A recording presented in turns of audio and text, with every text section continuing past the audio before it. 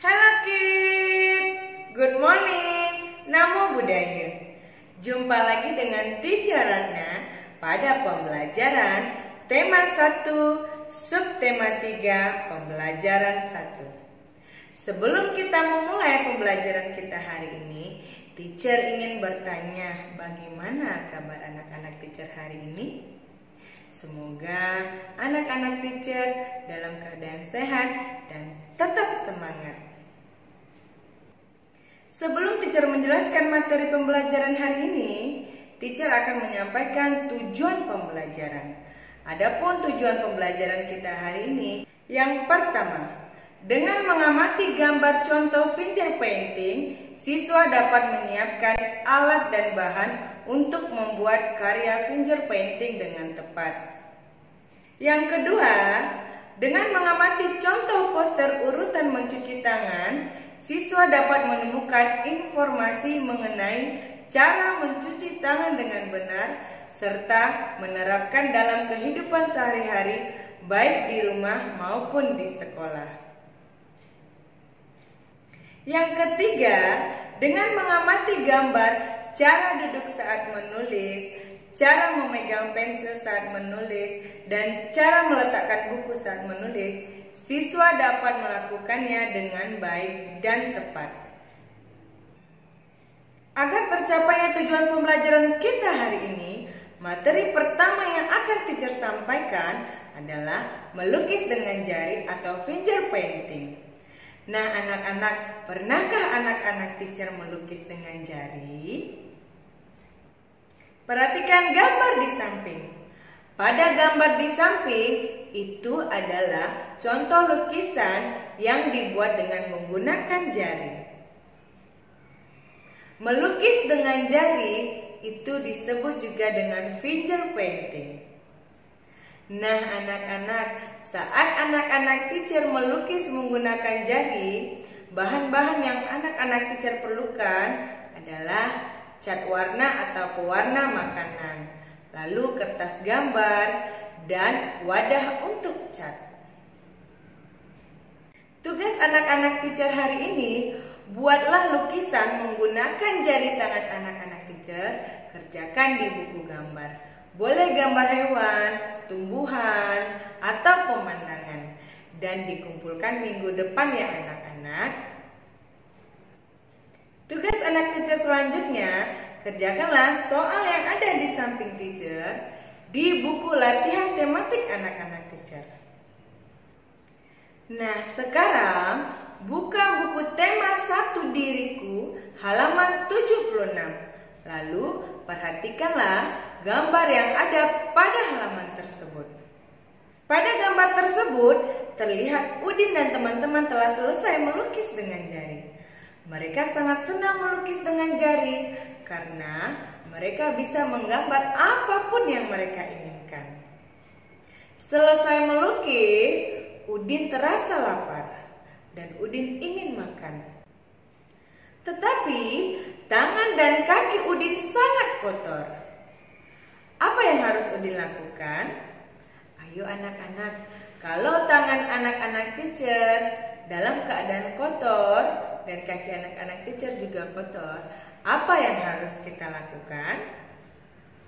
Ya benar, kita harus mencuci tangan dan mencuci kaki hingga bersih.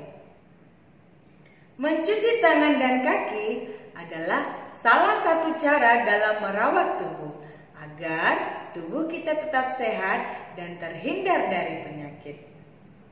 Tugas anak-anak Teacher hari ini, buatlah video cara mencuci tangan dengan benar. Anak-anak Teacher boleh lihat langkah-langkahnya di buku tema 1 halaman 78.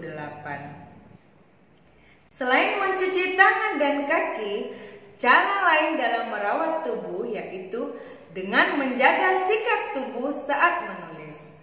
Agar tubuh kita tetap sehat, maka kita harus memperhatikan posisi dan sikap duduk saat menulis. Nah, sekarang anak-anak Teacher buka buku halaman 79. Lalu, coba anak-anak perhatikan apakah posisi duduk Udin dan teman-temannya sudah benar? Ya, benar. Udin dan teman-teman sudah duduk dengan posisi yang benar. Adapun beberapa sikap tubuh yang harus kita perhatikan saat menulis yaitu: yang pertama, pilihlah tempat yang terang. Yang kedua, saat duduk, posisi punggung kita harus bersandar kepada sandaran kursi. Perhatikan gambar di samping. Pada gambar di samping ada gambar 1 dan gambar 2. Gambar 1 itu adalah contoh posisi duduk yang salah. Karena jika anak-anak teacher duduk seperti itu saat menulis, itu akan mengakibatkan punggung anak-anak teacher akan terasa sakit dan tangan anak teacher juga akan terasa sakit. Gambar yang kedua itu adalah posisi duduk saat menulis yang benar. Karena saat menulis, punggung kita harus bersandar pada sandaran kursi. Yang ketiga, letakkan buku di atas meja. Coba anak-anak teacher perhatikan gambar di samping. Pada gambar di samping ada gambar A dan gambar B. Gambar A adalah contoh meletakkan buku yang salah. Karena jika anak-anak teacher meletakkan buku seperti gambar yang A, itu akan mengakibatkan leher anak-anak teacher akan terasa sakit. Yang B adalah contoh gambar yang benar. Saat kita menulis dan membaca, kita harus meletakkan buku di atas meja. Yang keempat, memegang pensil dengan benar. Saat memegang pensil, jari yang kita butuhkan adalah ibu jari, jari telunjuk, dan jari tengah. Perhatikan gambar di samping. Pada gambar di samping ada gambar 1 dan 2. Gambar 1 itu adalah contoh cara memegang pensil yang salah. Karena jika kita memegang pensil dengan cara seperti gambar yang 1, kita tidak akan bisa menulis dengan bagus.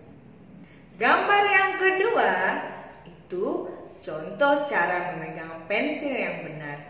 Karena memegang pensil kita membutuhkan ibu jari, jari telunjuk, dan jari tengah. Demikianlah pembelajaran kita hari ini. Sampai jumpa di video pembelajaran berikutnya. Ingat ya anak-anak, anak-anak teacher harus selalu rajin belajar dan rajin membaca agar anak-anak teacher bisa menjadi anak yang pintar dan cerdas. Goodbye kids, Namo Buddhaya.